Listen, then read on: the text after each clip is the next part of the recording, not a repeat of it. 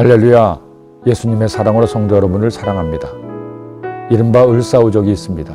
1905년 청일전쟁과 러일전쟁에 승리한 일본은 마침내 우리나라의 외교권을 박탈하는 을사늑약을 강제로 체결하게 합니다.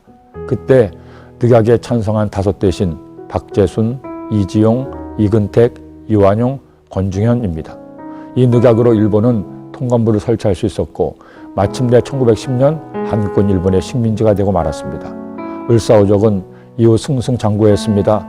합방 이후 그들은 일왕으로부터 은사금, 상금과 귀족의 자격까지 받았습니다. 하지만 이제 그들의 이름은 우리나라에서 가장 수치스러운 이름이 되었고 그 후손은 부끄러운 후손이 되고 말았습니다. 그런데 성경에도 이렇게 이스라엘 민족의 반역자로 수많은 사람에게 미움을 받은 두 사람이 있습니다. 예레미야와 바울입니다. 예레미야는 눈물의 선자였습니다. 조국을 사랑했던 그가 조국 유다 왕국의 멸망을 예언하였습니다. 그러기에 사람들에게 반역자라는 오명을 쓴 채 눈물로 조국을 위해 기도한 선자였습니다. 그리고 바울은 하나님께서 이스라엘에게 주신 율법을 무시하고 모세를 배반했다고 그를 민족 반역자로 사람들이 여긴 것입니다.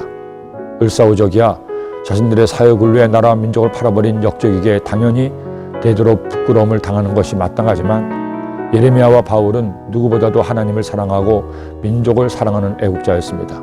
심지어 바울은 자기 민족을 구하기 위해서는 자신이 지옥에 가도 좋다고 할 정도였습니다. 그러나 사람들은 편견에 사로잡혔습니다. 바울의 변론조차 들을 생각도 하지 않고 일방적으로 바울을 매도해서 집단의 관계로 바울을 죽이려고 했습니다. 그런데 놀랍게도 하나님은 그런 바울을 눈동자처럼 지켜주십니다. 그것도 로마의 군대가 바울을 보호하는 수호 천사가 되게 하신 것입니다.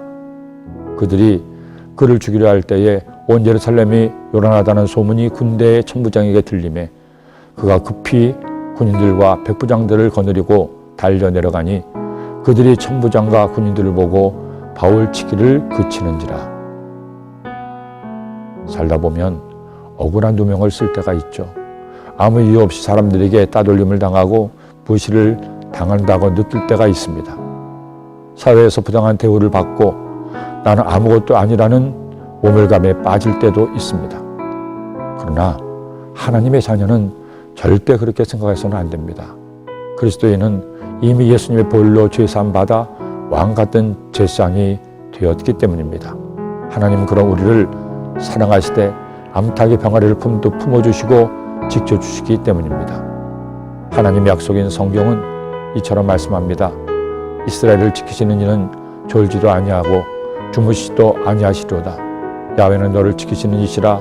야훼께서 내 오른쪽에서 내 그늘이 되시나니 낮에 해가 너를 상하게 하지 아니하며 밤의 달도 너를 해치지 아니하리로다. 성도 여러분, 오늘 하루를 살 동안에도 꼭 기억하세요. 여러분은 혼자가 아닙니다.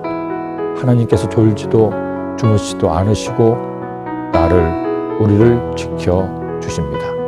기도드립니다. 사랑의 주님, 로마의 군대를 통해서 바울을 보호하신 주님, 우리의 삶에 어떤 고난과 어려움이 다가와도 하나님이 저희를 보호하심을 깨닫고 감사하게 하시고 주님 의지하고 주님께 기도하는 하나님의 자녀 되게 하여 주옵소서.